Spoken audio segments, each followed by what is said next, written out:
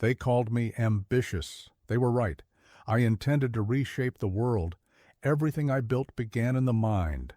Long before the crown, before the battles, I crafted a mindset forged in fire and obsession. You want to understand how I conquered? Then you must understand how I thought. In this address I lay bare the principles that guided my ascent: strategic thinking, ruthless clarity, and a refusal to accept mediocrity.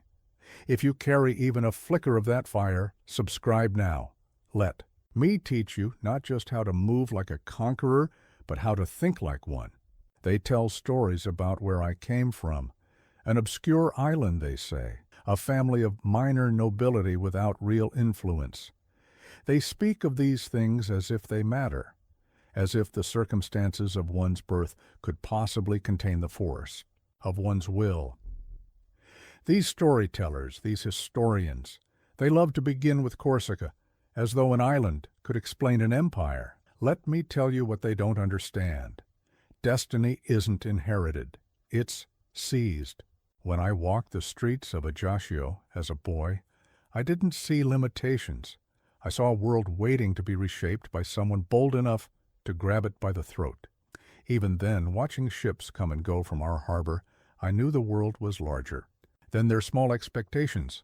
You sit there now, perhaps in similar circumstances, limited resources, doubtful voices, a society that wants to remind you of your place. And you're wondering, how did Napoleon rise from that distant island to command empires? The answer is simpler and harder than you imagine. It begins with a fundamental truth that most will never grasp. Your origins are nothing but a starting point, and starting points are made to be forgotten. I refused to accept the story others wrote for me. While my peers wasted time lamenting their circumstances, I was studying military strategy by candlelight. When they mocked my accent, I didn't waste energy defending it. I channeled that fire into mastering every subject that could advance my position. Their laughter became fuel for my obsession. Each sneer, each dismissal, each reminder of my place only served to forge my resolve into something harder than their inherited privileges. Here's your first lesson in the mindset of a conqueror. Your starting point is irrelevant. What matters is your capacity for relentless forward motion. The world doesn't care where you began. It responds to force, to will, to the sheer audacity of your vision. Those who spend their time explaining why they can't succeed have already lost. Those who waste breath defending their limitations have already accepted them. You think you're disadvantaged? Good. Let that hunger sharpen you. You think your accent marks you as an outsider? Better.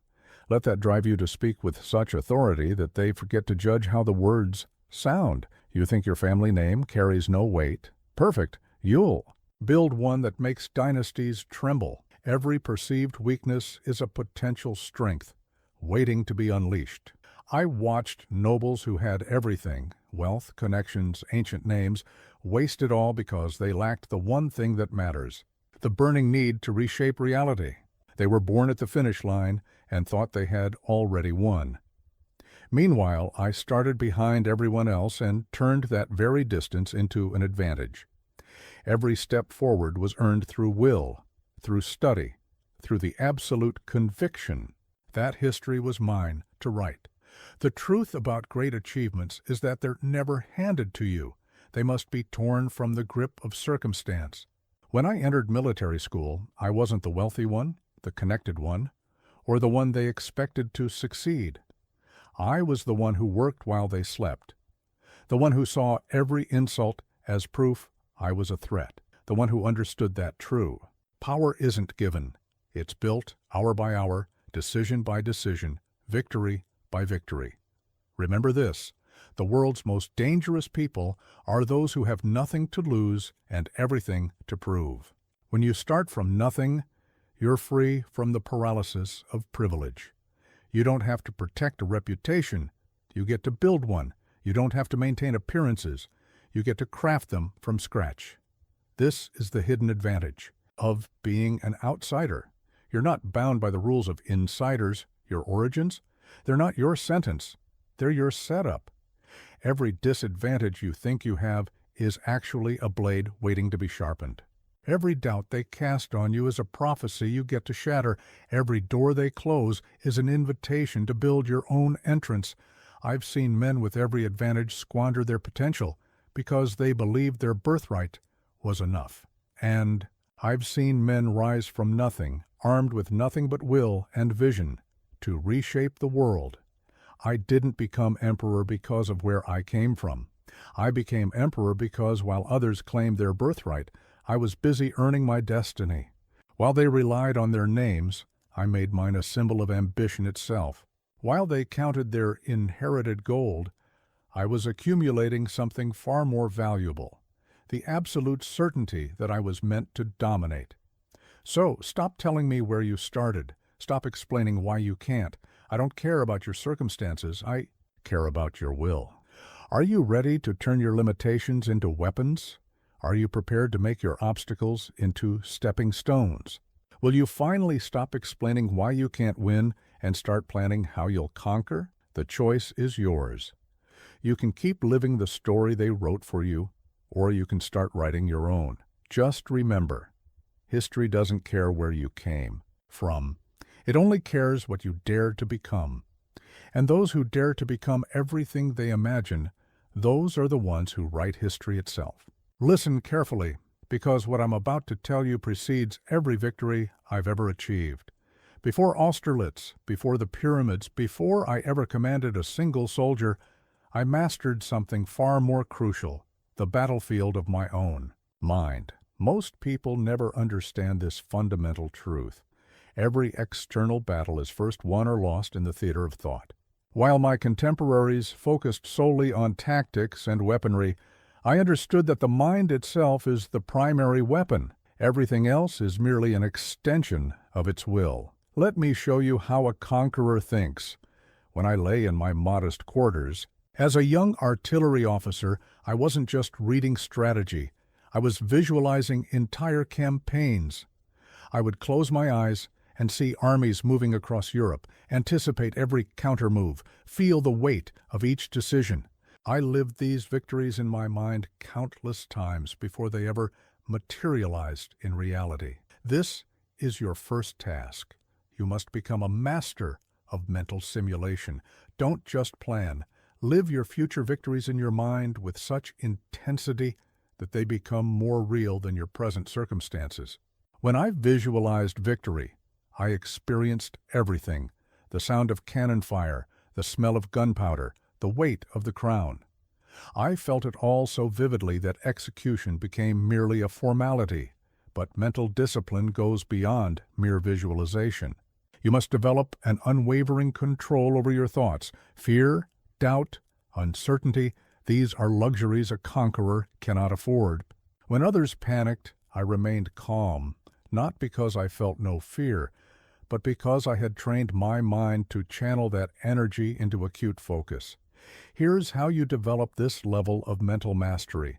Start by understanding that your thoughts are not you, they are tools to be wielded. When doubt creeps in, don't fight it. Redirect it. Turn "what if I fail" into "how will I succeed?" Transform "this is impossible" into "this is exactly the kind of challenge that builds empires." I developed a practice that served me well. Every morning before dawn, I would sit alone and construct the day's victories in my mind, not as fantasies, but as blueprints. I would examine each challenge from every angle, anticipate every obstacle, and mentally rehearse each triumph. By the time I faced the actual situation, I had already overcome it dozens of times in my mind. Your mind must become a war room where every scenario is played out, every consequence considered, every victory choreographed. This isn't mere positive thinking. It's strategic mental conditioning. When you've mentally conquered a challenge 100 times, the real battle becomes almost routine. But beware, this level of mental discipline comes at a price. You must be willing to sacrifice the comfortable illusions that most people cling to. You must face reality with unflinching clarity while simultaneously holding an unshakable vision of your destiny.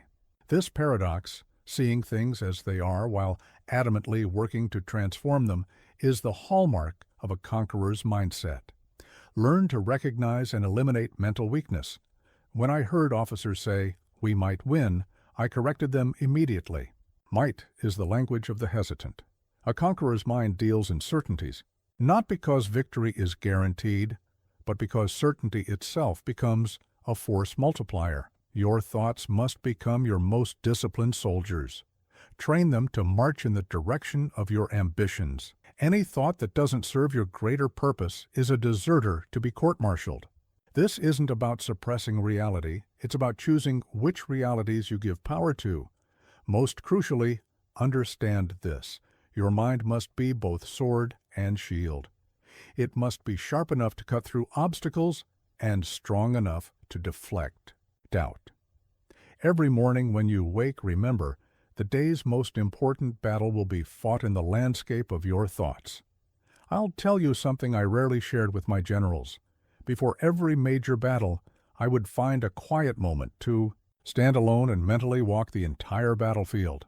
I would feel the terrain under my feet, see the movements of troops, hear the chaos of combat. By the time the actual battle began, it felt like a memory I was reliving rather than a new experience. This is the power of a properly conditioned mind. You must develop this same level of mental command. Your thoughts should be so well disciplined that they snap to attention like soldiers on parade. Your vision should be so clear that it burns away the fog of uncertainty. Your mental resolve should be so unshakable that others can feel its gravity when you enter a room. Remember, the first battle is always in the mind. Win there, and the physical world will reshape itself to match your vision. Lose there, and no amount of resources or opportunity will save you. Now, what battles are you fighting in your mind? And more importantly, are you fighting them like a conqueror? They call it ambition, as if that word could contain the force that drove me. Ambition is too weak a term for what I'm about to describe.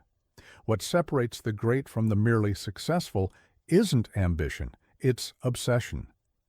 Pure, consuming, relentless. Obsession. Let me tell you about the nights in my early military career. While other officers drank and gambled, I sat alone with maps, military histories, and tactical treatises. They called me antisocial, strange, obsessed. They were right about one thing: I was obsessed. But they never understood that obsession isn't a flaw. It's the foundation of all extraordinary achievement. You want to know how to build an empire? First, you must let your goal consume you. Half measures produce half results. When I studied warfare, I didn't just read books. I devoured them. I didn't just learn strategies. I lived them. Every waking moment was devoted to mastering my craft. Even my dreams were battlefields. This is what separates those who make history from those who merely live in it. The willingness to be consumed by your purpose.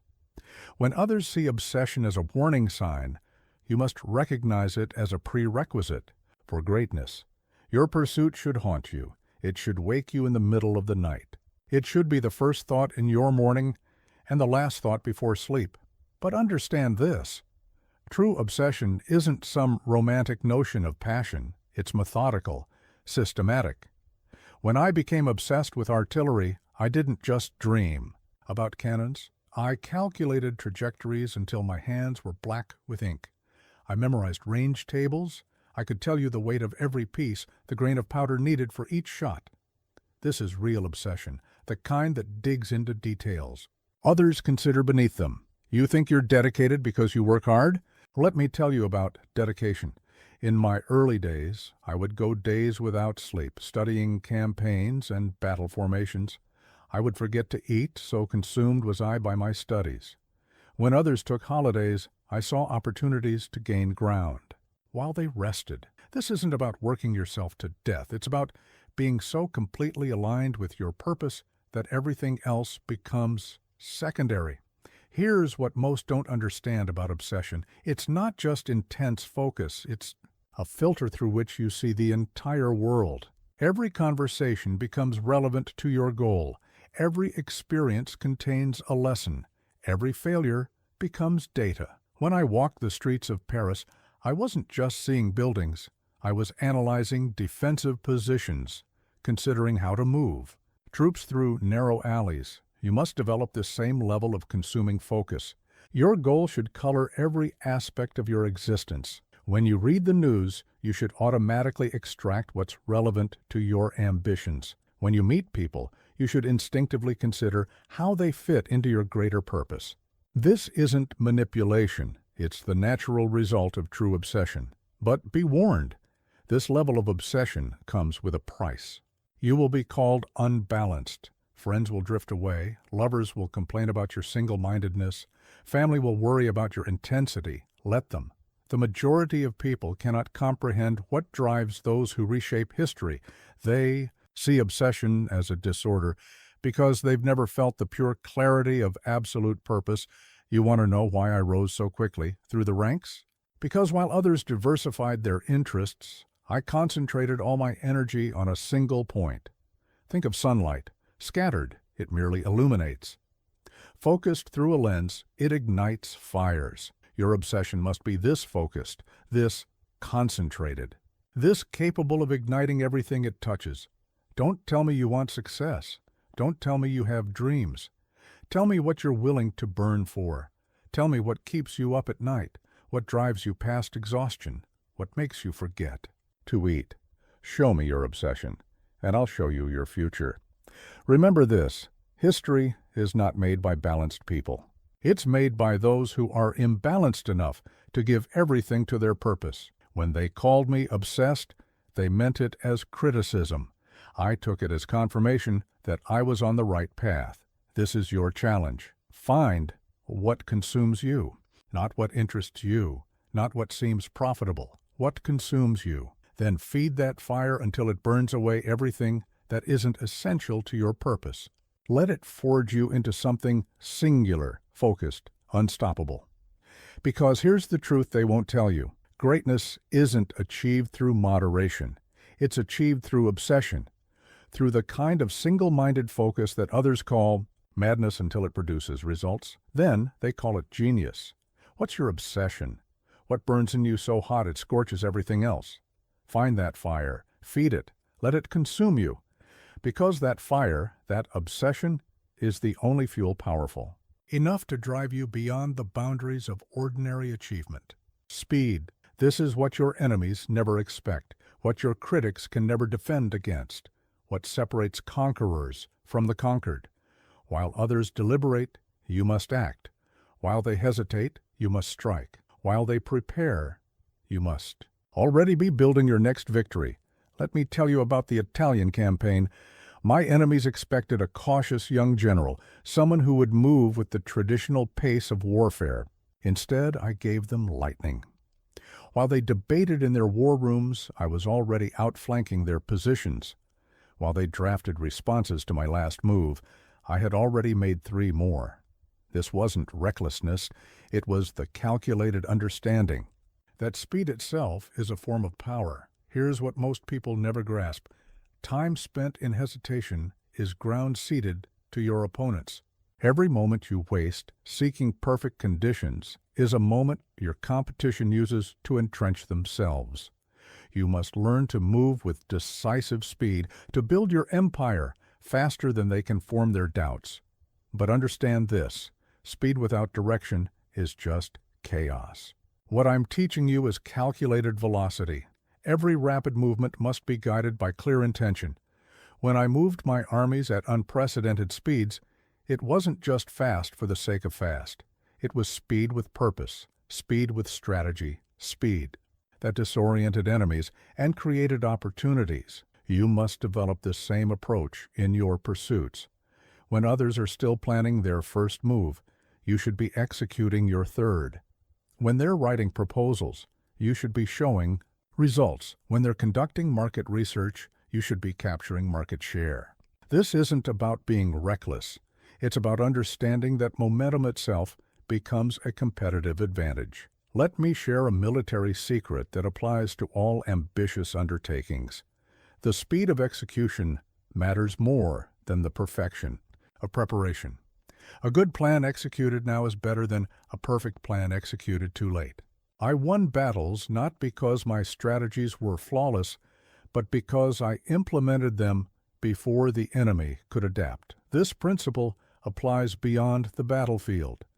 In business, in politics, in any arena where you seek to make your mark, speed of execution becomes a force multiplier. When I took control of France, I didn't wait for the perfect moment to implement reforms. I began immediately, creating change faster than opposition could organize against it. You must train yourself to make decisions with this same velocity. Analysis is important, but analysis paralysis is a death sentence for ambition. Learn to gather essential information quickly, make a decision, and move. The momentum you generate will help you overcome obstacles that would stop a more cautious person. Here's how you develop this skill. Start by understanding that perfect information is a myth. You will never have all the data, all the assurances, all the guarantees. Accept this. Then learn to move decisively with the information you do have. Train yourself to spot the essential factors quickly and act on them immediately. When I planned campaigns, I didn't need to know every detail about the enemy's forces. I needed to know their key positions, main strengths, and critical vulnerabilities. Everything else was secondary. This principle applies to your endeavors. Identify the crucial factors and move on them immediately. The rest will sort itself out through action. But remember this crucial distinction. Speed isn't just about moving fast. It's about generating momentum. Each quick success should fuel the next action. Each rapid achievement should create opportunities for more victories. This is how you build faster than they can doubt you. By the time your critics have formed their arguments, you should have already created facts on the ground that make their doubts irrelevant. Consider how I built my empire. Each victory created momentum for the next campaign. Each successful reform paved the way for more changes. I didn't wait for permission or consensus. I moved with such speed and decisiveness that by the time Europe realized what was happening, I had already reshaped the continent. You must adopt this same approach. Don't ask for permission to pursue your ambitions. Move so fast that permission becomes irrelevant. Don't wait for recognition. Create accomplishments at such a pace that recognition becomes inevitable. Don't seek validation. Generate results so quickly that validation becomes unnecessary. This is your mandate. Learn to move at the speed of opportunity. Train yourself to recognize chances others haven't yet seen and act on them immediately. Develop the ability to make decisions quickly, but not rashly, to execute swiftly, but not carelessly. Because here's the ultimate truth about speed. It's not just about being fast, it's about being faster than your doubts, faster than your critics, faster than the conventional wisdom that says wait and not yet and are you sure? When you move with decisive speed, you create your own momentum, generate your own opportunities, and build faster than they can doubt you. What are you waiting for? While you hesitate, opportunity slips away. While you deliberate, others advance. The time to move is now, with speed, with purpose, with the unstoppable momentum that turns doubters into believers and obstacles into stepping stones. Amid the smoke of battle, amid the chaos of competing voices and conflicting reports, one quality separates the victorious from the vanquished: clarity. Not just mental sharpness, but a crystalline understanding that cuts through confusion like a blade through fog. This is what I mastered before I ever won a battle, the art of seeing clearly when others are blinded by chaos. Let me show you how a conqueror thinks when everyone else is lost in confusion. At Austerlitz, my enemies had superior numbers. They had better positions. What they lacked was clarity. While they saw a complex web of possibilities, I saw straight lines of cause and effect. While they drowned in options, I moved with surgical precision. The first principle of clarity is this: strip away everything that doesn't matter. Most people fail because they try to process too much, consider too many variables, entertain too Many possibilities. They mistake complexity for sophistication. I knew better.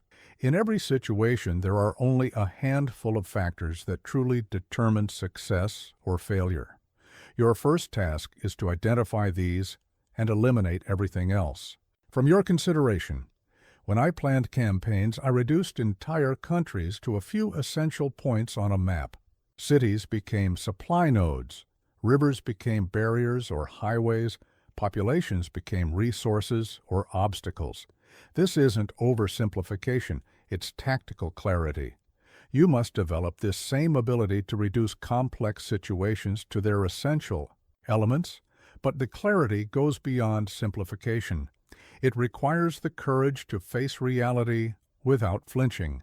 When my scouts brought reports, I demanded absolute truth, not what they thought I wanted to hear. This is crucial. You cannot achieve clarity if you surround yourself with comforting lies. You must be willing to see things as they are, not as you wish them to be. Here's how you develop this level of clarity. Start by eliminating emotional noise from your decision-making. Fear, hope, anger. These are clouds that obscure clear vision. When I received news of setbacks, I didn't rage or despair. I immediately began calculating how to turn the situation to my advantage. Emotion is useful for motivation, but it must never interfere with analysis. Learn to distinguish between data and distraction. In every situation, most of what people tell you is noise. They'll give you 100 reasons why something can't be done, endless complications and considerations. Train yourself to hear through this noise. Ask yourself, what are the fundamental facts? What are the key leverage points? What actions will produce the maximum effect with minimum waste? You must also develop clarity in communication. When I gave orders, there was never any doubt about what I wanted. My instructions were crystal clear, my expectations precise. This isn't just about being articulate. It's about achieving such clarity in your own mind that your words become razor sharp. If you can't explain your plan simply, you don't understand it well enough. Consider how I organized my army. Every soldier knew his role. Every marshal understood his objectives. This wasn't achieved through complicated protocols. It was achieved through absolute clarity of purpose and position.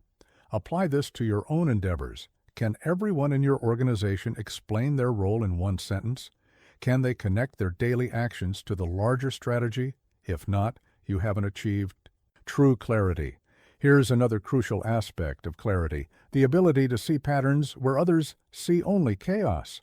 During campaigns, I could look at troop movements and immediately recognize opportunities or threats. This wasn't magical thinking. It was the result of training my mind to see underlying structures rather than surface complexity. You must develop this same pattern recognition in your field. But remember this: clarity isn't just about seeing clearly, it's about maintaining clear vision when everything around you is chaos. When others panic, when markets crash, when plans fall apart, your clarity must become your center of gravity. This is what I mean by clarity cutting deeper than chaos. It gives you a stable platform from which to act while others are still trying to orient themselves. Practice this. In every complex situation, force yourself to write down the 3 most important factors. Not 10, not 5, 3. This constraint will train you to cut through noise and focus on what truly matters. When everyone is shouting about 100 different issues, you'll be the one person who sees the essential truth. Your clarity must become a weapon so sharp that it cuts through every obstacle, every excuse, every complication. When others are paralyzed by complexity, you'll move with decisive precision. When they're lost in the fog of uncertainty, you'll see the direct path to victory. This is your edge. While others try to master chaos, you'll master clarity. While they add complexity, you'll subtract it until only the essential remains. This is how you'll see opportunities they miss, solve problems they can't unravel, and achieve goals they can't even comprehend. What are you seeing clearly? What noise are you letting cloud your vision? Strip it away. Find the essential truth. Let your clarity cut deeper than their chaos. They speak of charisma as if it were some mystical gift bestowed by fate upon the fortunate few. Let me tell you the truth about command presence. It's not a gift. It's a weapon, forged through understanding and wielded with precision. I didn't charm my way to power. I commanded it. When I walked into a room, men who had spent lifetimes commanding others found themselves instinctively standing straighter, speaking with more care, waiting for my response. This wasn't accident or natural charm. It was the deliberate projection of absolute certainty, the carefully cultivated aura of someone who moves history rather than being moved by it. Let me teach you how to build this kind of presence. First, understand this fundamental truth. Command. Presence isn't about being liked. It's about being impossible to ignore. When I addressed my troops before battle, I didn't seek their approval. I projected such unwavering conviction that their doubts dissolved in the face of my certainty. Start with your physical presence. How you carry yourself writes a story before. You speak a word. I wasn't tall, but I learned to occupy space as if height were measured in will rather than inches. Stand as if the ground beneath you exists to support your purpose. Move with the quiet confidence of someone who knows each step advances an inevitable victory. Your voice is a crucial instrument of command. I trained myself to speak in a way that demanded attention, not through volume, but through precision and timing. Learn to let silence do your work. When you speak, make each word carry weight. Most people fill the air with meaningless chatter. Leaders' words should fall like artillery shells, each one striking with purpose, but true command presence goes deeper than physical presentation. It emanates from absolute conviction. When I made decisions, I didn't hedge or qualify. I didn't seek consensus or apologize for my vision. This wasn't arrogance. It was the clear understanding that hesitation erodes authority. When you know your purpose, when you've calculated your course, project that certainty like a flame that others can warm themselves by. Here's what most never grasp about commanding presence. It's not about dominating every conversation.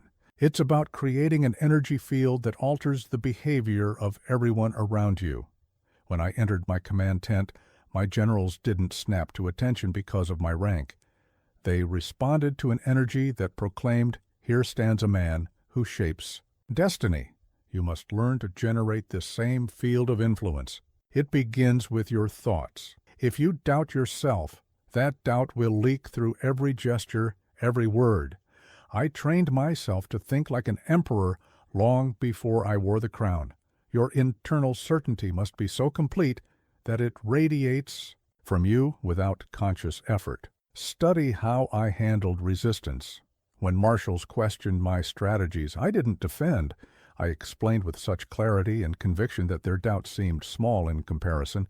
When politicians opposed my policies, I didn't argue. I painted visions of success so compelling that opposition felt like choosing failure. This is crucial. Command presence isn't about suppressing others. It's about elevating the energy of every room you enter. When I spoke with my men, they stood taller. When I outlined plans, others felt more capable.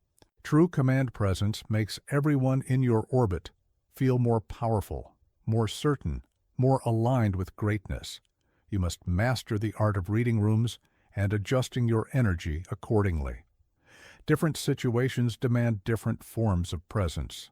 With my soldiers, I was direct and martial. With diplomats, I could be charming and cultured. With my administrators, I was precise and demanding. The core energy remained constant. What changed was its expression. Learn to project stability in chaos. When others panic, your calm becomes a center of gravity. During retreats, I would often ride slowly, deliberately, letting my steady presence.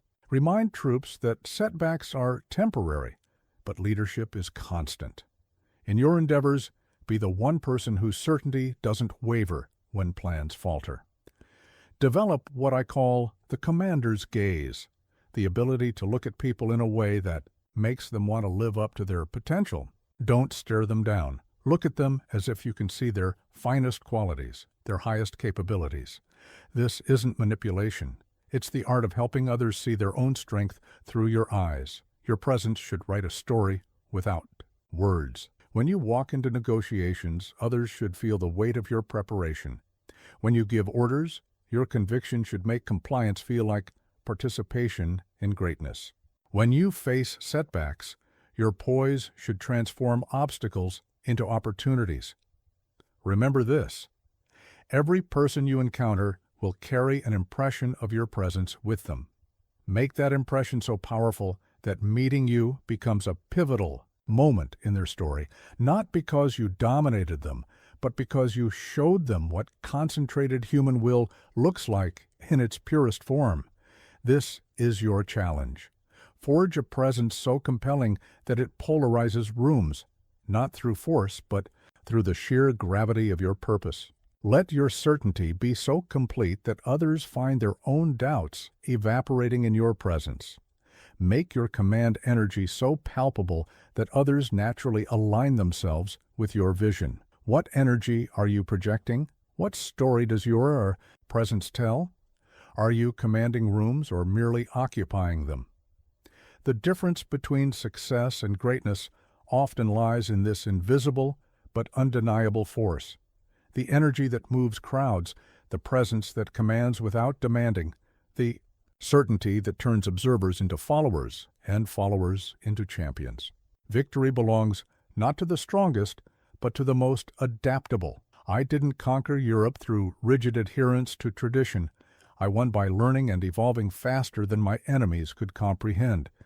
Let me show you how a conqueror turns every experience, even defeat, into a weapon for future victories. The art of rapid adaptation begins with humility, not the false humility of the weak, but the strategic humility of the ambitious. When I was a young officer, I studied every battle I could find, not as history to be admired, but as lessons to be absorbed. Every general who had ever lost a battle became my teacher. Every victory by my enemies became a text to be decoded. This is your first lesson in adaptive mastery. Turn every experience into data. When I lost battles, yes, I lost battles, I didn't waste time with self-pity or excuses.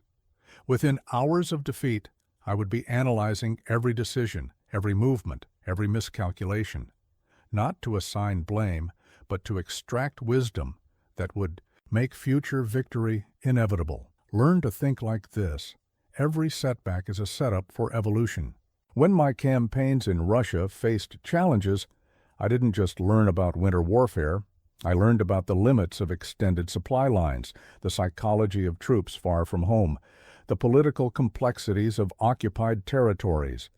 Each problem became a portal to deeper understanding. But understand this crucial distinction: speed of adaptation matters more than depth of analysis.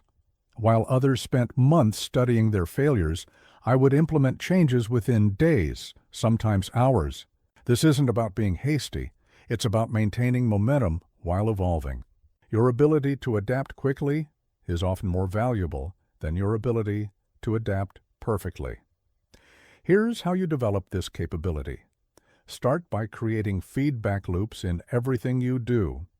I had networks of information flowing to me constantly: field reports, diplomatic dispatches, economic data. But more importantly, I had trained myself to process this information rapidly and adjust course immediately. Don't wait for quarterly reviews or annual assessments. Create systems that let you learn and adapt in real time. You must also master the art of pattern recognition across domains. When I revolutionized artillery tactics, I wasn't just thinking about cannons. I was applying principles from mathematics, physics, and psychology.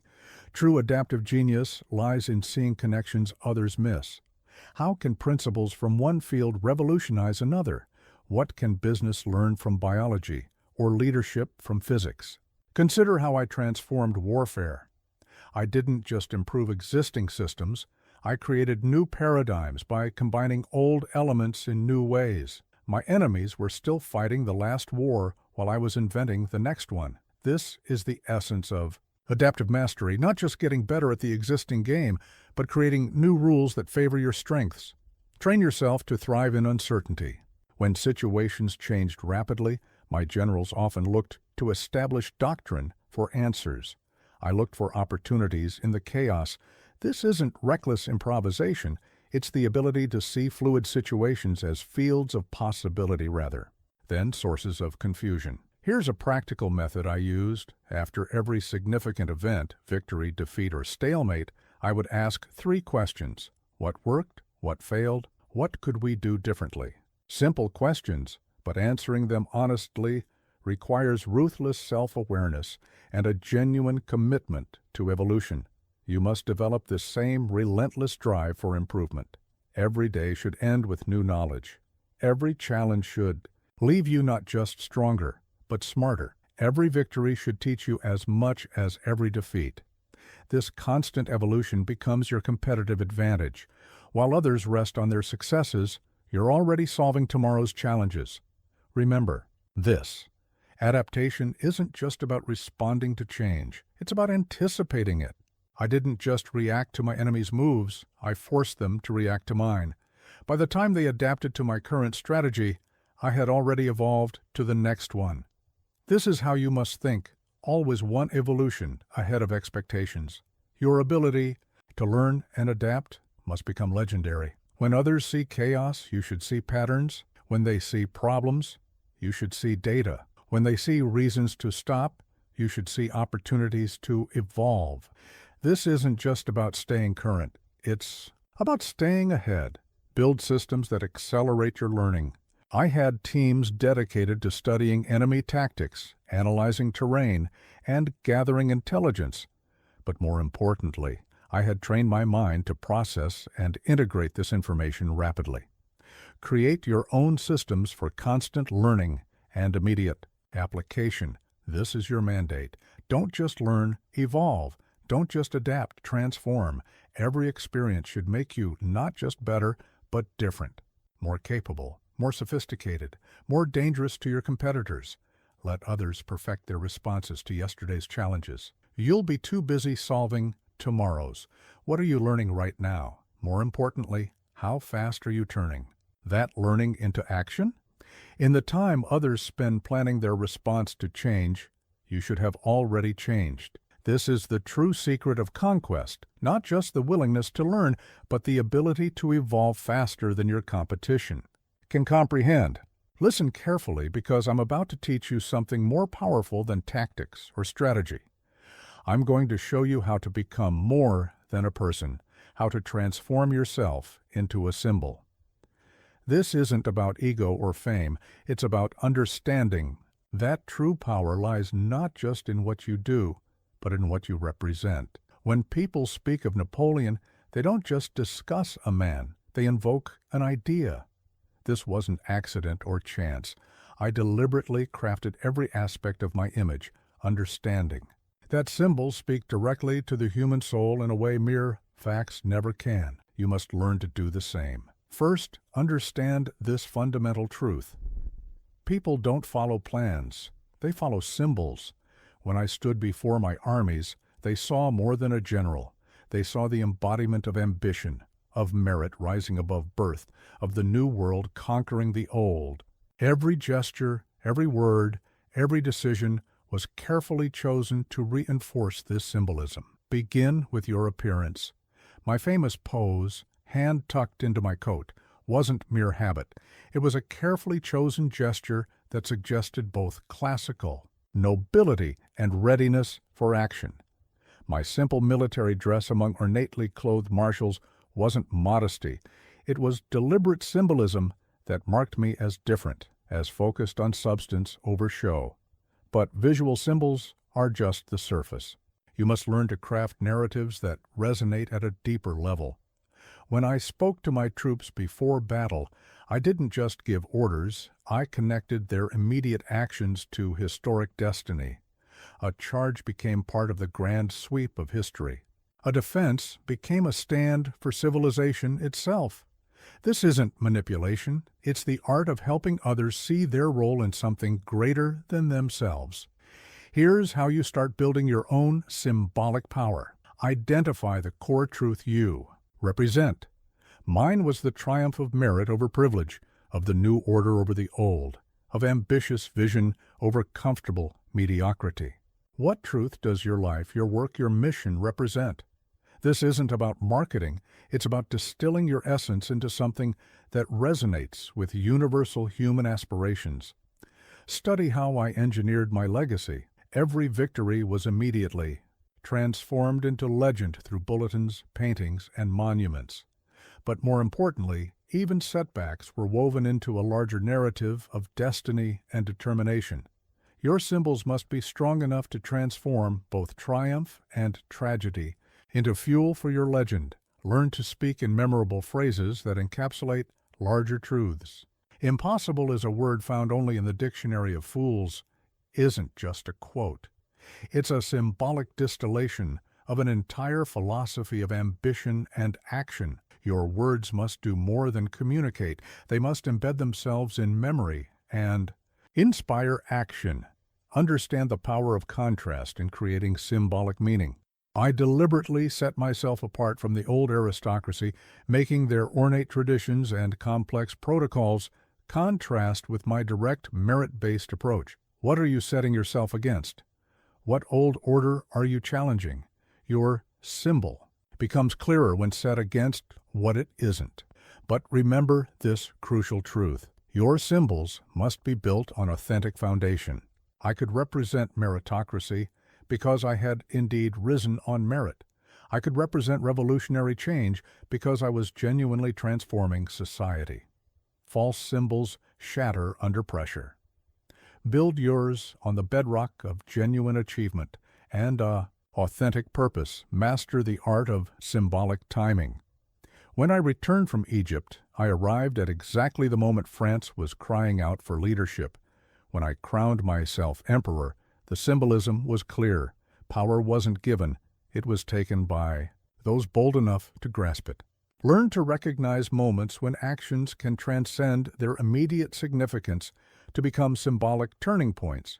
Your personal style, your habits, even your quirks should be transformed into symbols that reinforce your larger narrative. My preference for simple meals among my troops wasn't just practical. It symbolized my connection to the common soldier. My habit of working through the night became symbolic of relentless dedication. What aspects of your character can be elevated into symbols of your larger purpose? Engineer your legacy with the same precision you bring to any other campaign. Every action should serve both immediate practical purposes and long-term symbolic ones. When I built new roads and schools, I wasn't just improving infrastructure, I was creating lasting symbols of progress and civilization. What lasting marks are you leaving that will speak to future generations? This is the essence of legacy engineering, creating a story so compelling that it outlives its creator. Your name should become shorthand for the qualities you embody. Your methods should become principles that others study. Your victories, and yes, even your defeats, should become lessons that time cannot erode. Remember, you're not just building a career or an enterprise, you're crafting a symbol that will echo through time. Every decision, every action, every word should contribute to this larger symbolic narrative. This isn't vanity, it's the understanding that symbols have power to inspire action long after the facts have faded from memory. What symbol are you becoming? What truth does your life represent? What legacy are you engineering? These aren't questions of ego, they're questions of impact. Because in the end, it's not just what you achieve that matters, it's what you come to symbolize in the minds and hearts of others. They teach leadership as if it were a gentle art, as if great achievements were born from comfort and consensus. Let me show you the truth about leadership that forges empires. It's not about making people comfortable. It's about making them greater than they believed possible. When I led armies, I didn't promise my soldiers comfort. I promised them glory. I didn't offer them easy victories. I demanded sacrifices worthy of history. This wasn't cruelty. It was understanding that humans grow through challenge, not through ease. True leadership isn't about maintaining the status quo. It's about forging strength through fire. First, understand this. Great leaders don't ask for permission to demand excellence. When I took command of the Army of Italy, I didn't gradually ease my men into new standards. I immediately demanded levels of performance. That seemed impossible. And because I demanded it with absolute conviction, they achieved what they thought couldn't be done. This is how you must lead. Set standards that seem unreasonable, then demonstrate through your own actions that they're not just possible, but necessary. When my armies marched, I marched with them. When they fought through snow, I was there in the cold. Leadership by fire requires you to be the first to step into the flames. But understand this crucial distinction. Leadership by fire isn't about blind hardship. It's about purposeful challenge. Every demand I made on my troops served a larger goal. Every sacrifice I required was linked to a greater victory. Your challenges must forge strength, not just demonstrate toughness. Every fire must have a purpose. Here's how you build this kind of leadership. Start by setting expectations that make mediocrity impossible. When I planned campaigns, I didn't aim for acceptable victories. I aimed for achievements that would rewrite military history. Your goals should make comfortable people uncomfortable and ambitious people excited. Learn to recognize the difference between legitimate hardship and pointless suffering. When I pushed my armies to march unprecedented distances, it was to achieve strategic surprise, not to prove a point. Every challenge you create must serve a purpose.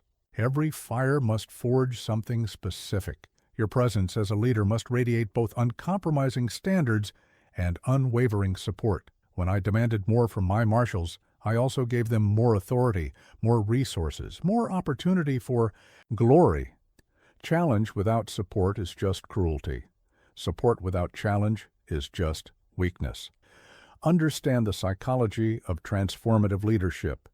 People will endure any hardship if they believe it serves a worthy purpose. When my soldiers crossed the Alps, a feat thought impossible, they did it not just because I ordered it, but because I made them believe in the magnitude of our mission. Your vision must be grand enough to justify the fires you ask others to walk through. Master the art of inspirational challenge. Before difficult battles, I wouldn't just give orders, I would paint pictures of the glory waiting on the other side, of hardship. Learn to show people not just what you demand, but what those demands will help them become. But remember this, leadership by fire requires perfect timing. Push too hard too fast and you break spirits. Push too little too late and you lose momentum. I learned to read my armies, to know when to demand more and when to let them rest. You must develop this same intuition for the capabilities and limits of your people. Create systems that reward those who embrace the fire. When my officers showed exceptional courage or capability, I promoted them immediately, regardless of their background or years of service. Merit proven through fire must be recognized and rewarded swiftly. This shows others that the hardships you demand lead to real advancement. Your leadership must become a forge where ordinary people are transformed into extraordinary achievers. Every challenge, every demand, every seemingly impossible standard should be designed to reveal people's hidden capabilities to themselves. This isn't about breaking spirits, it's about burning away limitations. Remember, comfort is the enemy of greatness. When I found my units becoming too comfortable, too routine, I would deliberately create new challenges. Not out of cruelty, but from the understanding that comfort breeds complacency, and complacency kills both armies and ambitions. This is your mandate as a leader. Create fires that forge, not fires that destroy. Push people past their perceived limits while showing them the purpose behind the pain. Demand standards that seem unreasonable while demonstrating that they're achievable. Lead from the front while inspiring from within. What fires are you creating? What transformations are you forging? Are you leading for comfort or for greatness? Remember, History remembers leaders who forged new realities, not those who maintained comfortable illusions. The choice is yours. Lead by fire or be forgotten in comfort. Knowledge without application is merely decoration. I didn't conquer Europe by simply knowing military theory. I conquered it by transforming every scrap of knowledge into tactical advantage. Let me show you how a conqueror turns study into supremacy. When I was a young artillery officer, I didn't just read military manuals, I devoured them. But more importantly, I didn't stop at military texts. I studied mathematics, philosophy, history, engineering, and politics. Why? Because I understood that true power comes from seeing connections that others miss. Victory belongs to those who can synthesize knowledge from every domain. First, understand this fundamental principle. Everything is relevant if you know how to use it. When I revolutionized artillery tactics, I wasn't just applying military science, I was using mathematics, physics, and psychology. When I reformed French law, I drew on history, philosophy, and human nature. Your study must be both broad and deep, but most crucially, it must be purposeful. Here's how you develop this kind of tactical learning. Start by studying your primary field with obsessive detail. I knew every aspect of artillery, range tables, powder weights, casting methods, not because these details were interesting, but because mastery of minutiae creates opportunities that others miss. Whatever your field, know it so thoroughly that its basic principles become instinct. But don't stop there. The most powerful insights often come from unexpected sources. When I studied ancient Roman campaigns, I wasn't just learning military history. I was discovering principles of logistics, motivation, and empire building that could be applied to modern challenges. Your reading should be like a general scouting. Enemy territory, always looking for advantages to exploit. Learn to extract practical principles from everything you encounter. When I read philosophy, I wasn't interested in abstract debates. I was mining for insights into human nature that could be used to motivate armies and govern nations. Every book, every conversation, every experience should be processed through the filter of potential application. Develop what I call the conqueror's perspective. Always ask, how can this be used? When I studied geography, I didn't just memorize locations. I analyzed how terrain could be used for tactical advantage. When I read economics, I wasn't theorizing. I was identifying levers of power. Your study should be guided by ruthless pragmatism. But remember this crucial distinction. Knowledge must be transformed into action rapidly. I didn't wait to perfectly understand a subject before applying its lessons. When I learned something valuable, I implemented it immediately, often in the middle of campaigns. This is the difference between academic knowledge and tactical knowledge, the speed of application. Create systems for rapid learning and immediate application. I kept notebooks filled with observations, ideas, and potential strategies. But these weren't passive records. They were active battle plans waiting to be executed. Your study should produce not just understanding, but actionable plans. Master the art of practical synthesis. When I planned campaigns, I combined insights from weather patterns, social psychology, political dynamics, and military science. This wasn't showing off. It was understanding that complex challenges require solutions drawn from multiple domains. Learn to weave different strands of knowledge into powerful new strategies. Your study must become a weapon. When I read about past battles, I wasn't just accumulating facts. I was building an arsenal of tested strategies that could be adapted and deployed. Every piece of knowledge should make you more dangerous, more capable, more likely to succeed. Understand this. True learning isn't about accumulation. It's about application. I didn't become powerful because I knew more than others, though I often did. I became powerful because I applied what I knew more effectively, more rapidly, and more ruthlessly than anyone else. Your knowledge must become action, or it's merely intellectual decoration. Develop the habit of immediate application.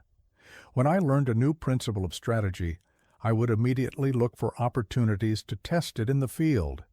When I discovered a new administrative technique, I would implement it in my command structure that same day.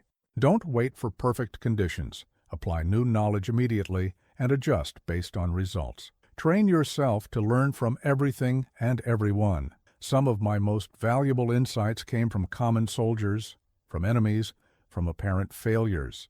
Don't let rank, source, or circumstance prevent you from acquiring useful knowledge. A principle that works is valuable, regardless of where it comes from. Remember this: the world is your military academy. Every experience is a lesson waiting to be weaponized. Every interaction contains principles that can be applied elsewhere. Your mission is not just to learn, but to transform knowledge into victory. This is your mandate. Study not for knowledge's sake, but for the sake of action. Read not to remember, but to apply. Learn not to know, but to do. Every book, every conversation, every experience should make you more effective, more dangerous, more likely to achieve your objectives. What are you learning right now? More importantly, how are you applying it? Knowledge without application is just theory, and theory never won an empire. Study everything, yes, but apply ruthlessly. That's how you turn knowledge into power, and power into victory. Most people see risk as something to be avoided. Let me show you how a conqueror sees it. Risk is a weapon, more powerful than any cannon, more decisive than any cavalry charge. When wielded correctly, risk doesn't endanger you, it endangers your enemies. At Arcole, I seized a flag and led a charge across a bridge swept by enemy fire. Was this reckless? No. It was the calculated understanding that sometimes the boldest move is also the safest. My enemies expected caution, planning for a traditional assault. By embracing risk, I shattered their expectations and their formations. In a single stroke, first understand this fundamental truth: the size of your risk should match the size of your potential reward. When I invaded Italy with an undernourished, under-equipped army, I knew the magnitude of what was at stake. But I also knew that bold action, precisely applied, could transform these disadvantages into advantages. Here's how you develop this strategic approach to risk. Start by understanding that risk is not binary. It's not a question of safe or dangerous. Every situation contains multiple levels of risk, and more importantly, multiple ways to transform risk into opportunity. When I crossed the Alps, the risk wasn't in the crossing, it was in not crossing, in allowing my enemies time to prepare. Learn to calculate risk with precision, not emotion. When I planned campaigns, I didn't ignore dangers, I quantified them. How many men might I lose in a frontal assault versus a flanking maneuver? What opportunities would open if we moved faster, even at the cost of leaving supplies behind? Your risk calculations must be cold, clear, and comprehensive. But remember this crucial distinction. Taking risks is not the same as being reckless. Every bold move I made was supported by meticulous planning. When I seemed to be gambling everything on a single battle, I had actually created multiple paths to victory. True risk mastery isn't about being reckless, it's about making risk work for you instead of against you. Master the art of using risk to unbalance your opponents. When I split my forces in the face of superior numbers, it wasn't desperation, it was understanding that my enemies would be paralyzed by moves they considered too risky to make themselves. Their caution became their weakness, their prudence, their undoing. Your willingness to embrace calculated risk must become a psychological weapon. When my enemies knew I was willing to attempt what they considered impossible, they began to doubt their own positions, even when secure. Make your comfort with risk uncomfortable for your competitors. Study how I used different types of risk. Sometimes I risked position to gain speed. Sometimes I risked resources to gain surprise. Sometimes I risked short-term advantage for long-term dominance. Each type of risk is a different weapon in your arsenal to be deployed according to the situation. Create asymmetric risk scenarios, situations where you have less to lose and more to gain than your opponents. When I engaged larger forces, I would create situations where they risked total destruction, while I risked only a tactical retreat. Learn to structure situations so that risk becomes your ally and your opponent's enemy. Train yourself to see risk differently than others. Where they see danger, train yourself to see opportunity. Where they see recklessness, train yourself to see bold advantage. But most importantly, where they see risk as something to be avoided, see it as something to be wielded. Understand the psychology of risk.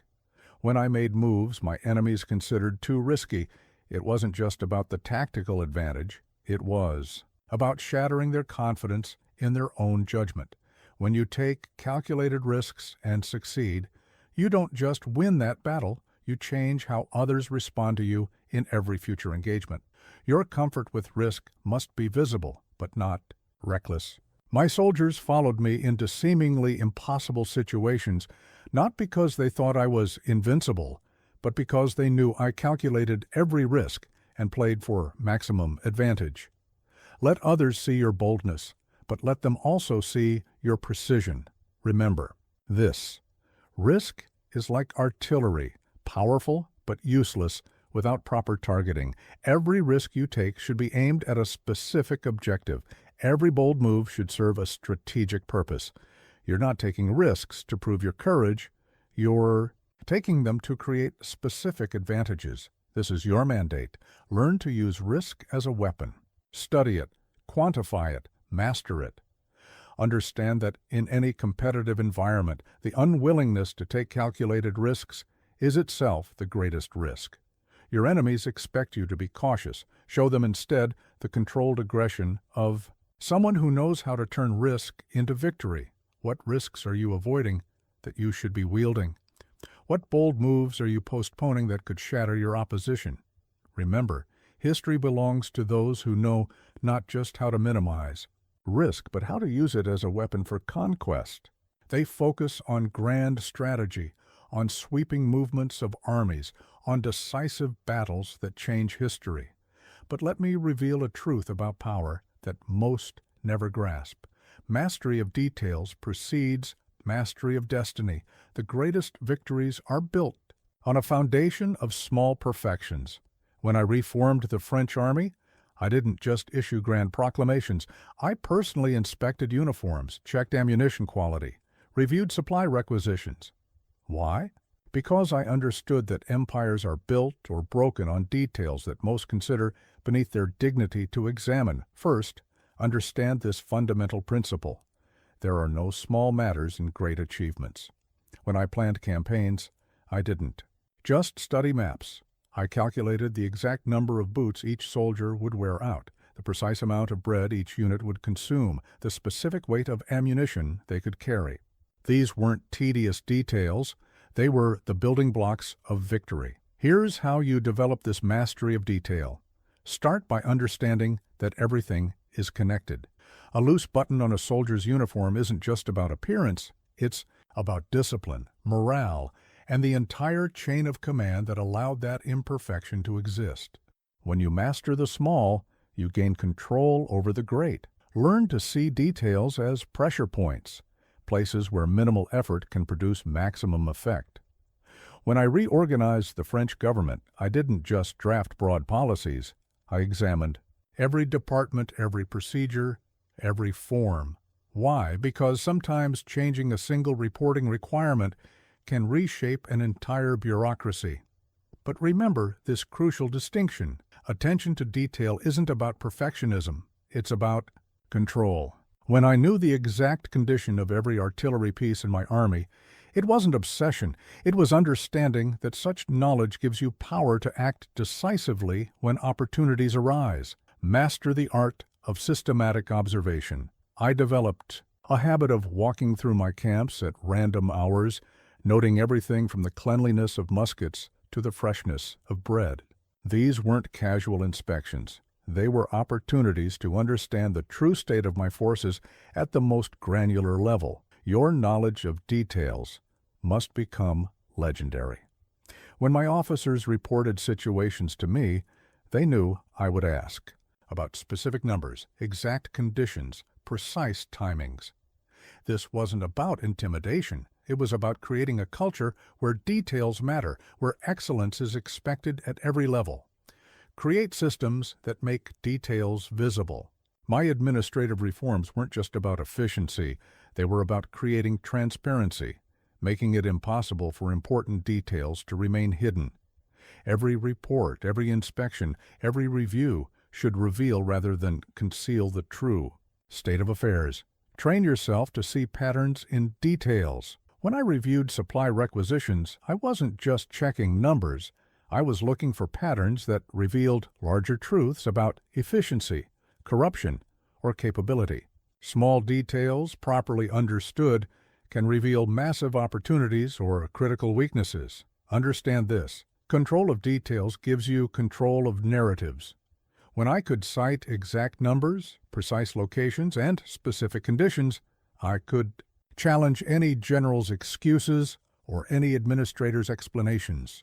Knowledge of details becomes a form of power in itself. Your mastery of details must extend to people. I made it my business to know not just my marshal's military capabilities, but their personalities, their motivations, their small vanities, and hidden strengths. This wasn't gossip. It was understanding that human details are as crucial as tactical ones. Remember, no detail is too small if it affects the larger goal. When I standardized French law, I didn't just outline broad principles. I examined every article, every clause, every word. Why? Because in law, as in battle, the smallest imprecision can create the largest problems. This is the paradox of power. To command the great, you must master the small. Every empire I built, every battle I won, every reform I implemented was built on a foundation of minute details, carefully examined and precisely controlled. Your willingness to engage with details becomes your ability to command destiny. Develop what I call the commander's eye, the ability to see both the forest and the individual trees simultaneously. When I surveyed a battlefield, I could see both the grand strategic situation and the condition of individual units. This isn't about divided attention. It's about understanding that the grand and the minute are inseparable. Make this your standard. Know more about the details than anyone else in the room. When my ministers presented proposals, they learned to fear my questions because I often knew more about their departments than they did. This isn't about micromanagement. It's about establishing a standard of excellence that starts with details. This is your mandate. Master the small to command the great. Let others focus solely on grand strategy while ignoring the details that determine success or failure. You will know better. You will understand that true power lies in the ability to see and control the small things that others consider beneath. Their notice. What details are you ignoring? What small imperfections are you tolerating? Remember, history may be written in broad strokes, but it's made in precise details. Master them, and you master everything they influence. Let me teach you something about absolute commitment that most will never understand. The presence of a backup plan is itself a form of defeat. When I crossed the Alps, when I marched on Paris, when I seized the crown of France, I didn't create contingencies. I created conditions where victory was the only possible outcome. They speak of having a plan B as if it were wisdom. Let me show you a deeper wisdom. When you give yourself an escape route, you reduce your chances of victory. I didn't succeed because I was smarter or stronger than my opponents. I succeeded because I made victory the only acceptable outcome. First, understand this fundamental truth. Half commitment is full defeat. When I launched campaigns, I didn't waste energy planning elegant retreats or safe fallback positions. Every ounce of mental power went into ensuring victory. This isn't recklessness. It's the strategic understanding that divided focus diminishes power. Here's how you develop this level of commitment. Start by understanding that safety nets become self-fulfilling prophecies. The moment you create a backup plan, you begin unconsciously moving toward it. When I led armies into seemingly impossible situations, it wasn't because I was fearless, it was because I understood that the possibility of retreat makes retreat inevitable. Learn to recognize the hidden cost of contingency planning. Every moment spent preparing fallback positions is a moment not spent ensuring primary success. When I confronted superior forces, I didn't divide my resources between attack and defense. I committed everything to the offensive. This total commitment itself becomes a strategic advantage, but understand this crucial distinction. Burning bridges isn't about being reckless. It's about creating a psychological state where extraordinary performance becomes inevitable. When my soldiers crossed rivers, I sometimes ordered their bridges destroyed, not to trap them, but to eliminate any mental energy wasted on thoughts of retreat. Master the art of creating commitment in others. When I led my armies into Egypt, I arranged for our transport ships to be unavailable for retreat. This wasn't cruelty. It was understanding that humans perform at their peak only when excellence is the only option for survival. Your commitment must become contagious. When my officers saw that I had committed everything to victory, they stopped hedging their own bets. When my soldiers knew retreat was impossible, they found strength they didn't know they possessed. Total commitment isn't just personal. It's a force that transforms everyone around you, creates situations that make commitment inevitable. When I took power in France, I didn't just assume control, I systematically eliminated every alternative power structure. This wasn't about paranoia, it was about understanding that divided authority creates divided commitment.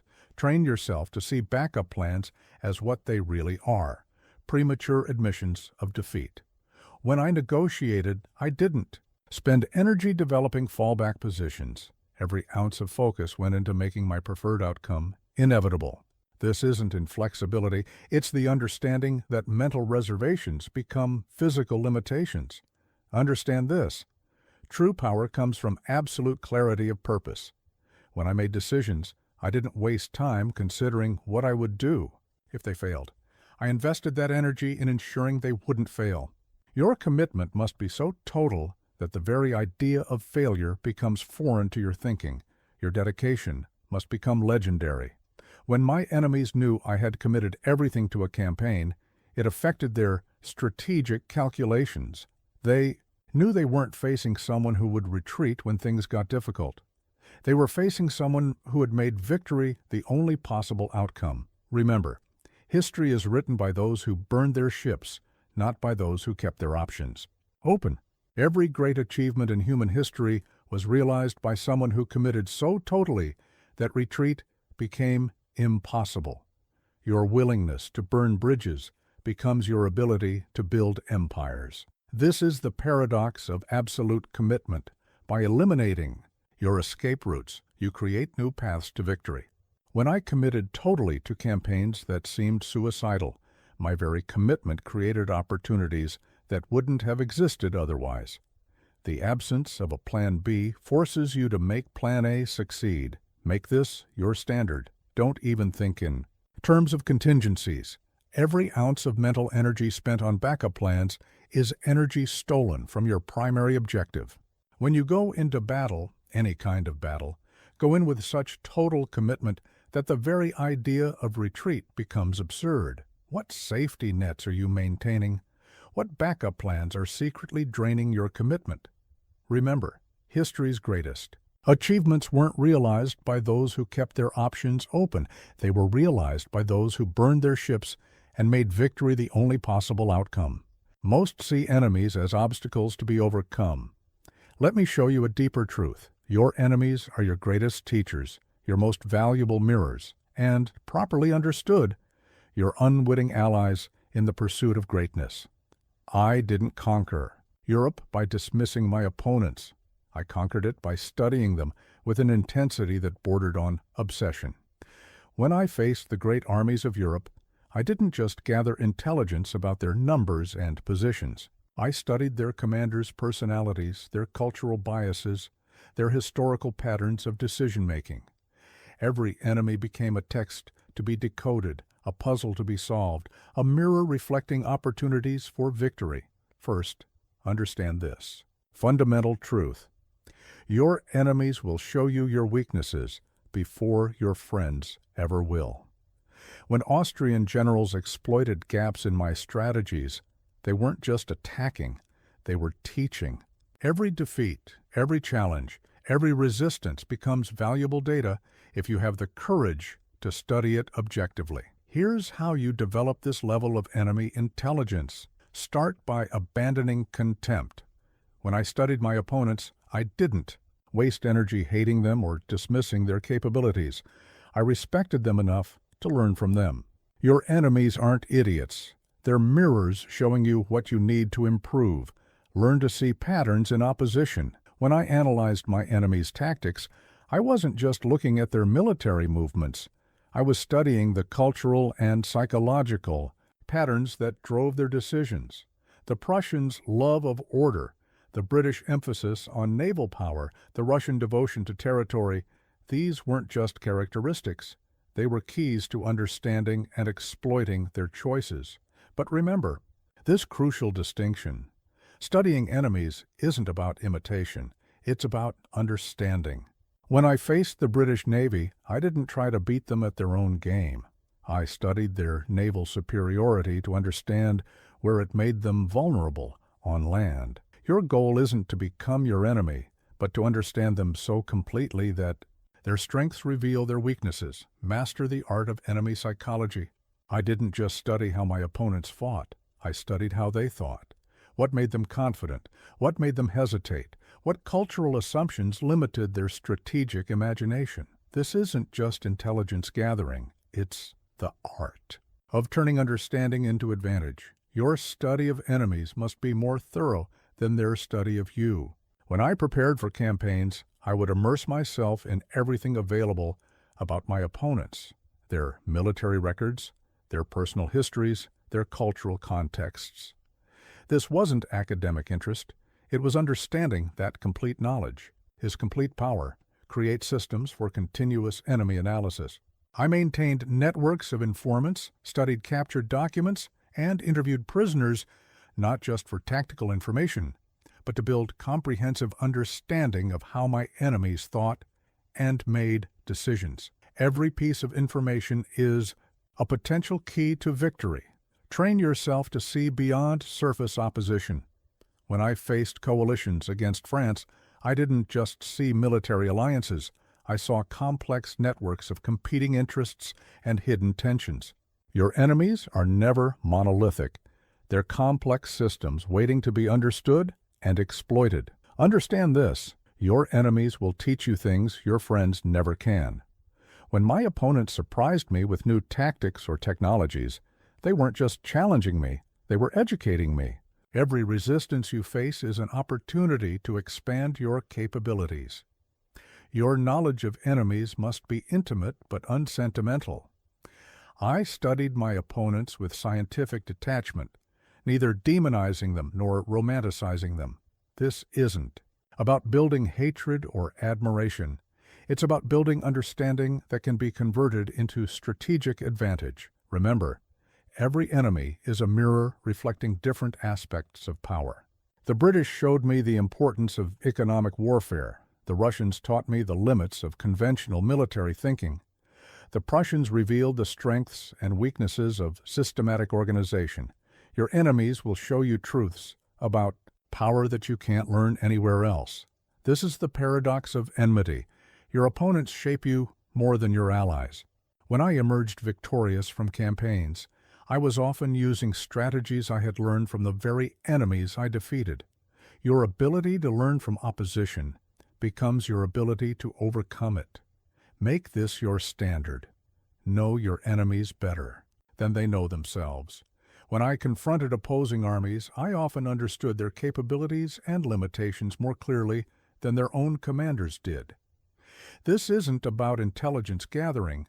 It's about developing a level of understanding that transforms opponents into unwitting teachers. What are your enemies teaching you? What weaknesses are they revealing? What strengths can you learn from them? Remember, history's greatest commanders didn't just fight their enemies, They studied them. They turned opposition into education and challenges into capabilities. Let others hate their enemies or dismiss them. You will know better.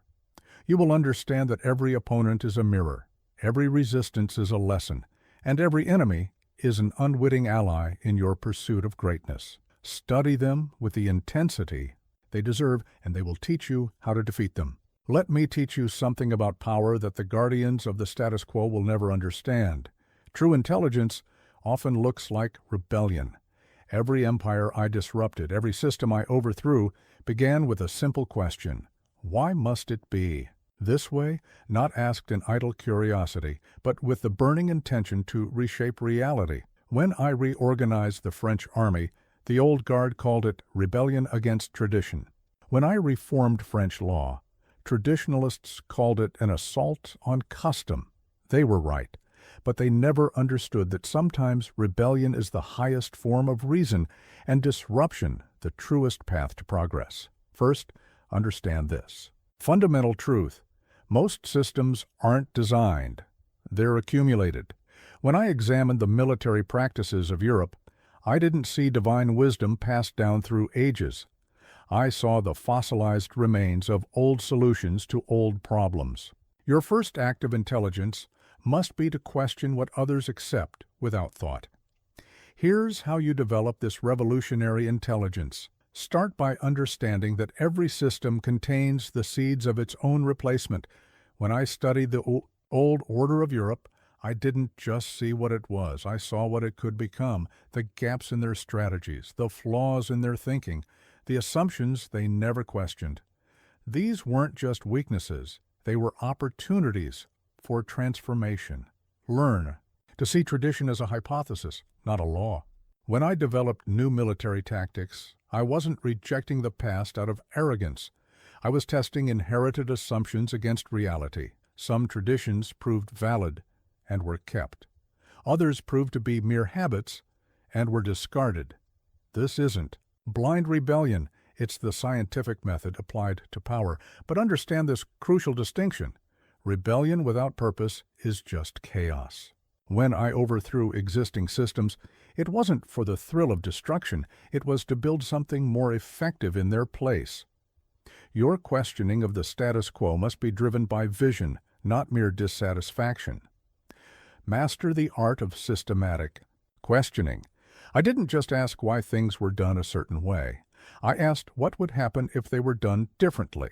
When others said cavalry must be used this way, artillery must be positioned that way, I asked.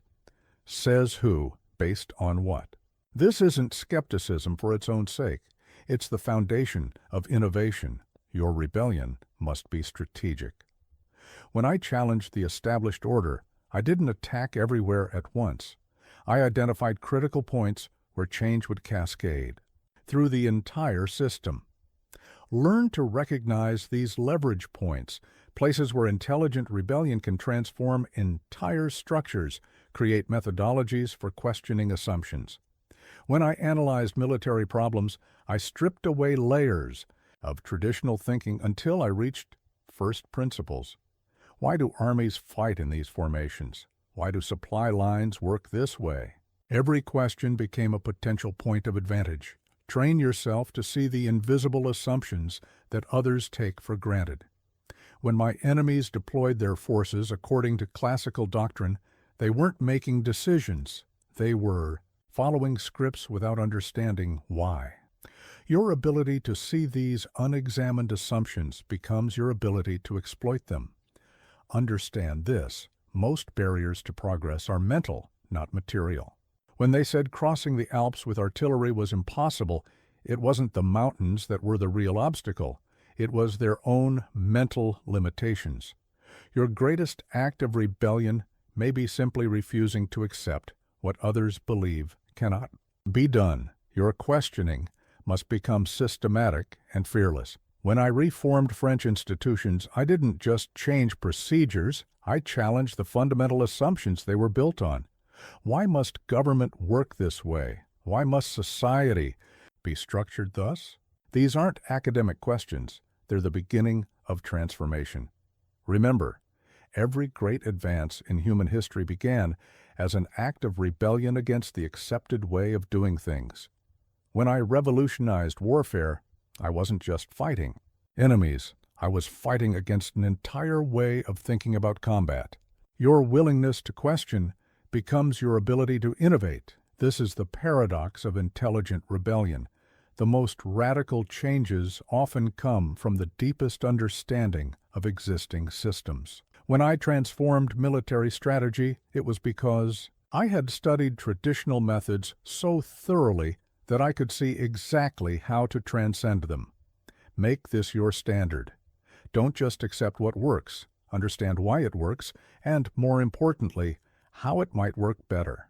When I created new battle tactics, I didn't start from scratch. I started from a deep understanding of why existing tactics worked or failed. What assumptions are you accepting without question? What traditions are you following without understanding?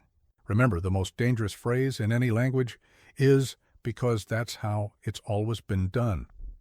True intelligence begins when you dare to ask, why? And true power begins when you dare to answer differently. Let others be guardians of the status quo. You will be its questioner, its challenger, its transformer. Not through blind rebellion, but through the focused intelligence that asks why, envisions what could be, and dares to make it real. Let me share a truth that most will learn too late. Peace is not the absence of war. It's merely war by other means. Every moment of apparent calm is actually a battle being fought on different terrain. I didn't lose power during the great battles. I lost it during the moments I mistook peace for safety. When others celebrated victories and relaxed their guard, I was already planning the next campaign, not because I loved war, but because I understood that competition never ceases. It merely changes form. The deadliest attacks often come during moments of apparent peace, when vigilance wanes and complacency takes root. First, understand this fundamental truth. There is no such thing as absolute peace. When I ruled France, the most dangerous moments weren't during obvious conflicts, they were during periods of supposed tranquility, when threats gathered in shadows and allies became competitors. Your first task is to recognize that you're always at war, whether you realize it or not. Here's how you maintain this constant readiness. Start by understanding that peace is just war without uniforms. When I wasn't fighting battles with armies, I was fighting them with diplomacy, with economics, with innovation. The weapons change, but the contest never stops. Every market is a battlefield. Every negotiation is a campaign. Every day of peace is a day someone is planning to disrupt it. Learn to see conflict in its subtle forms. When my enemies couldn't defeat me militarily, they attacked through trade, through alliances, through culture. These weren't peaceful activities. They were acts of war conducted behind smiles and handshakes. Your ability to recognize hidden warfare becomes your ability to defend against it. But understand this crucial distinction. Constant warfare doesn't mean constant aggression. When I built alliances during peacetime, I wasn't relaxing. I was maneuvering. This isn't about paranoia. It's about understanding that power is always in motion, always being contested, even in moments of apparent stability. Master the art of peacetime warfare. I didn't just maintain armies during peace. I built roads, reformed laws, strengthened institutions. These weren't just administrative tasks. They were strategic preparations for future conflicts. Every peaceful moment is an opportunity to build strength for future battles. Your vigilance must become second nature. When I governed France, I didn't just watch for obvious threats. I studied patterns of trade, movements of capital, shifts in cultural attitudes. These weren't peaceful phenomena. They were early warning signs of future conflicts. Learn to read these signals. Create systems that maintain readiness without exhaustion. When I reorganized the French military, I didn't keep them constantly fighting. I kept them constantly preparing. This isn't about wearing yourself out. It's about understanding that readiness is itself a form of warfare. Train yourself to see opportunity in apparent peace. When others slow down, speed up. When they relax, intensify. When they think the game is paused, make your boldest moves. The greatest territorial gains often come not through open combat, but through peacetime. Positioning. Understand this. Complacency kills more dreams than failure ever did. When I was at the height of my power, my greatest enemy wasn't the armies arrayed against me. It was the temptation to believe I could ever truly be secure. Your greatest danger isn't defeat. It's the illusion of lasting victory.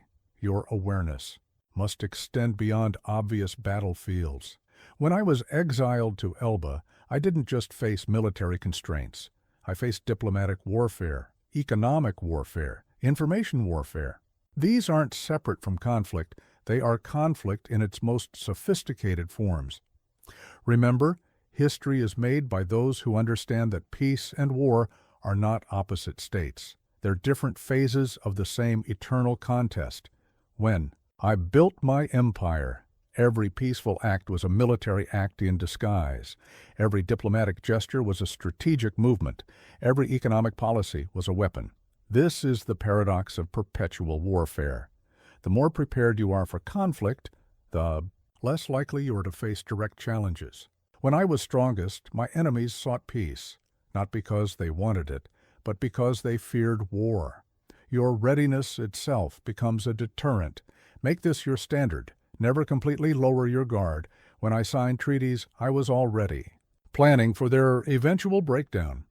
When I made allies, I was already preparing for their potential betrayal, not out of cynicism, but out of the realistic understanding that power never stops being contested. What battles are you ignoring because they don't look like battles? What wars are you losing because they're disguised as peace? Remember, the most dangerous moment in any conflict is the moment you think it's over. That's when you stop scanning horizons, stop maintaining readiness, stop treating every day as the strategic engagement it truly is. Let others celebrate peace and lower their guards. You will know better. You will understand that peace is just war without banners, conflict without cannons, battle without blood. But it is battle nonetheless, and only those who recognize this truth survive its subtle brutalities. They speak of rules as if they were sacred tablets handed down from heaven. Let me tell you the truth about rules that every conqueror must understand. Rules are tools created by those in power to maintain their advantage. I didn't rise from obscurity to emperor by following rules. I rose by knowing exactly when and how to break them. When I reorganized the French army, I didn't just bend existing regulations. I shattered them and rebuilt them to serve my purposes. When I seized power in France, I didn't follow the established paths to authority. I created new ones. This wasn't rebellion for its own sake. It was the strategic understanding that rules are either weapons or obstacles, and you must know which they are at every moment. First, understand this fundamental truth. Most rules are simply crystallized habits of the past. When I studied military doctrine, I didn't see divine wisdom. I saw the accumulated responses to previous problems, many of which were no longer relevant. Your first task is to distinguish between rules that serve a genuine purpose and those that merely preserve outdated power structures. Here's how you develop this strategic relationship with rules. Start by understanding that every rule is a product of specific circumstances. When I created new battle tactics, I wasn't just ignoring old rules. I was responding to new realities that the old rules couldn't address. Learn to see rules not as absolute laws, but as contextual tools. Master the art of rule analysis. Before breaking any rule, I would thoroughly understand its purpose, its history, and its current utility. This isn't about random rebellion. It's about knowing exactly which rules are holding you back and which ones are actually serving your goals. Break the former, respect the latter, but understand this crucial distinction. Breaking rules isn't about chaos. It's about creating new order. When I reformed French law, I didn't just demolish the old system. I built a better one in its place. Your goal isn't to destroy rules. but to transcend them when they no longer serve progress. Learn to recognize when rules become chains. When my enemies clung to traditional military doctrine, they weren't following wisdom, they were surrendering to habit. Their adherence to rules became their weakness, their predictability, their undoing. Your ability to identify these moments becomes your ability to exploit them. Your relationship with rules must be pragmatic, not emotional. I didn't break with tradition out of rebellion. I did it out of calculation. Every rule you follow or break should be a strategic decision, not an impulsive reaction. This isn't about being a rebel. It's about being a strategist. Create your own rules when existing ones fail. When I developed new military strategies, I wasn't just abandoning old doctrines. I was establishing new principles that better served. Modern warfare. Don't just break rules. Replace them with better ones. Train yourself to see beyond conventional boundaries. When others said artillery couldn't be moved quickly, they weren't stating a law of nature. They were expressing the limits of their imagination. Your greatest opportunities often lie just beyond the rules others accept without question. Understand this. Rules are often the guardians of mediocrity. When I promoted officers based on merit rather than nobility, I wasn't just breaking social rules. I was attacking the very system that maintained military mediocrity. Some rules exist not to promote excellence, but to prevent it. Your approach to rules must be sophisticated.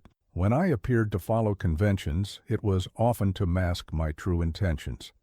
When I broke with tradition, it was with decisive purpose. Learn to use both adherence and defiance as tactical weapons. Remember, the most powerful rules are the ones you create yourself. When I established new systems of governance, I didn't just eliminate old rules, I created new ones that served my vision of empire. Your goal isn't to live without rules, but to live by rules that drive, rather than restrict your ambitions. This is the paradox of strategic rule breaking. The most effective way to break rules is to understand them completely. When I revolutionized warfare, it was because I knew traditional military doctrine so thoroughly that I could see exactly where and how to transcend it. Make this your standard. Never break a rule without understanding why it exists and what will replace it.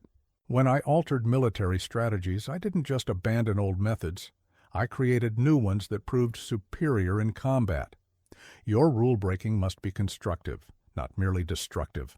What rules are you following without question? What boundaries are you accepting without challenge? Remember, history is written by those who know not just how to follow rules, but when and how to break them. The most powerful rules are not the ones you find. They're the ones you create. Let others be bound by conventions they never question. You will know better. You will understand that rules are either tools for your advancement or obstacles to be overcome. Your task is to know which is which, and to act accordingly with strategic precision rather than blind rebellion. From this exile on St. Helena, I speak to you of the final and most crucial truth. Your life must be lived with such purpose that even your ending becomes a lesson in power. I didn't just build an empire, I built a legacy that would echo through centuries. Now let me show you how to make even your defeats serve your greater purpose. They think they've imprisoned me on this lonely rock in the Atlantic. What they don't understand is that physical confinement means nothing to a spirit that has already transformed the world. Even in defeat, I am teaching you how to turn limitations into leverage, how to make your very constraints tell your story. First, understand this fundamental truth. A life without purpose is not a life. It's merely existence. When I seized power, in France, when I reformed her laws, when I redrew the map of Europe, it wasn't ambition driving me, it was purpose.